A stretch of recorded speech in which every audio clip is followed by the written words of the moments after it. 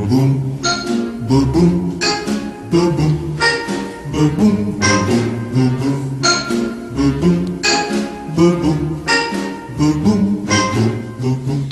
everyone, welcome back to my channel. So I know I'm a bit late to the party with the Christmas makeup. I originally wasn't going to post it because I wasn't very happy with the eye makeup because it looked so goddamn shit throughout the video, but it actually turned out okay. So maybe don't follow this tutorial, or do, but you know, try and do it better. So anyway, to prime the skin, I'm going to use the NYX Honey Dew Me Up or some bollocks. I'm not sure what it's called. It's really weird consistency. I said to my friend Lucy, that's my model, I was kind of like discharge. It was really weird. It was really like slimy, but not in a good way. Yeah, anyway, so I'll put that all over the skin as much as I could without it falling all over her chest. I'm not sure if it has any benefits for keeping the makeup on longer. Anyway, I'm going to fill in the brows using the NYX Defining Eye Pencil. I really like this. This is in the colour Blonde. It's cheap. It's like I like the Anastasia Beverly Hills Brow Wiz, but it's cheaper. And I prefer it to the MAC brushes because it has a little brush at the end. The MAC pencils. So I'm just going to fill them in with little brush strokes and then just make them thicker throughout the end. And to prime the eyelid, as usual, I'm going to use the MAC Select Cover Up Concealer. I'm just going to apply that with the MAC 252 brush all over the eyelid, carving out the brow a little bit. Kind of messed up that brow there, but I do fix it. I'm sure I do. So yeah, this is just going to help my eyeshadow stay on longer. It's going to make them more vibrant. But you've got to be careful. You're going to make sure you blend it out so it doesn't crease. So what I'm doing now is I'm just going to blend them out with a synthetic small kabuki brush. Or even a beauty blender will do to blend that out. Just make sure it's not thick in any places or evenly distributed. Make sure you set that. I'm just going to set that with this flesh toned powder, similar to Lucy's skin tone, so it's not so stark white. And then I'm going to go in with Creme Brulee by Makeup Geek. I'm just going to blend that into the crease using a large fluffy blending brush. This is one by Coastal Scents. I think it's a natural hair brush. It's really nice. It disperses the product quite nicely. So far so good, but after this it just starts to go a bit tits up, really, the eye makeup. I was just having a bit of an off day. I tend to have off days when I'm doing videos. I think I get stressed out in front of the camera. I'm not sure what it is. Anyway, it all works out in the end. So yeah, I'm going to apply a little bit of Cocoa Bed. This is a slightly darker brown shade, warm, just to find the crease a little bit more. And then I'm going to go in with a little bit of Americano, which is a deeper ashier brown, to get a little bit of more of dimension. As I see, it looks a bit, it looks really wonky at the minute. I was watching it back going, oh no, why does it look so bad? But yeah, I go back and forwards with the colours, try to blend them together as much as I can. It wasn't really working for me that day. But hey ho, I'm just going to highlight the brow bone with a little bit of Nylon by MAC and the inner corners. What a mess, like seriously, if I wouldn't let it go out like that. I wouldn't let it go out looking like that. Anyway, so I'm going to carve out like a cut crease, a circle on the eyelid using the Select Cover Up with a MAC 252. This is like sped up by up to 350%. Obviously I wasn't fast at all. Just making sure I didn't get any of that concealer in the crease there to damage my beautifully blended eyeshadow. Jesus Christ, what a mess. So yeah, do the same on the other side. Make sure it's nice and blended. Make sure it's not thick. We don't want any thick creams on the eyes because they will crease. That's what I'm just doing now. I'm blending it with a fluffy brush. I'm going to place a slight, a thin layer of the NYX glitter glue. This stuff is amazing. If you put glitter on top of it, it will not move. It will not fall all over your face. I've just discovered it. I'm so happy because I fucking hate glitter going all over people's faces. So I'm just applying this kind of goldy taupey colour. It's not your classic orangey yellow gold. It's quite nice actually. It's not as in your face. And I like it. So I'm just applying that with the MAC 252. The same one that I applied the glitter glue with. Just packing that on.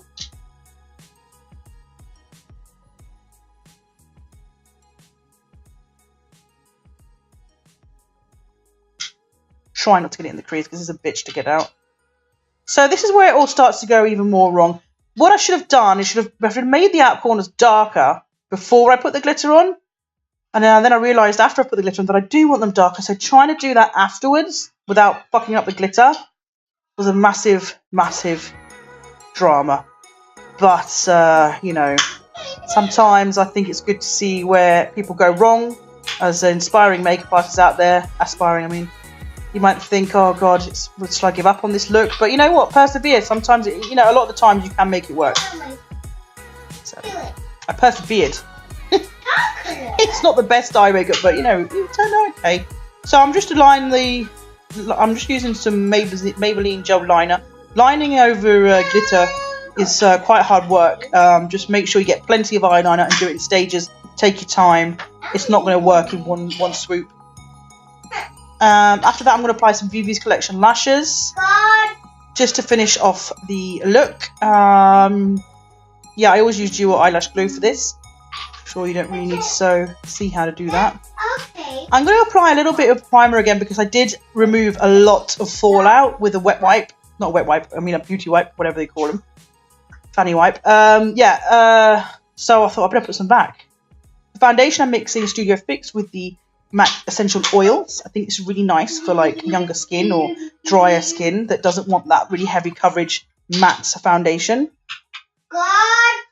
That's my daughter in the background there. This is what I have to do, you see. I'm so busy with the kids. I have to do it with her about. So yeah, I'm just applying some foundation. You can see that some redness poking through there. That's not like an allergic reaction or anything. She just gets like erythema from where like being touched and things like that. Sensitive skin. Olivia, sweetie, can you be a little bit quiet, baby girl? Thank you. Yeah. So applying that with a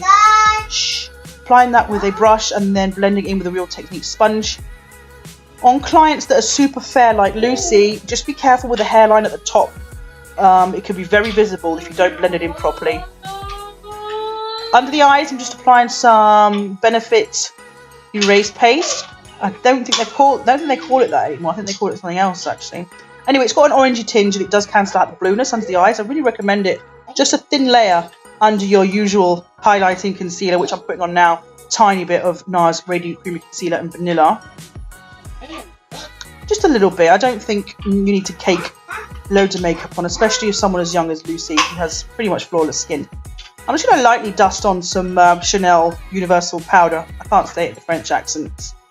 I can't speak French.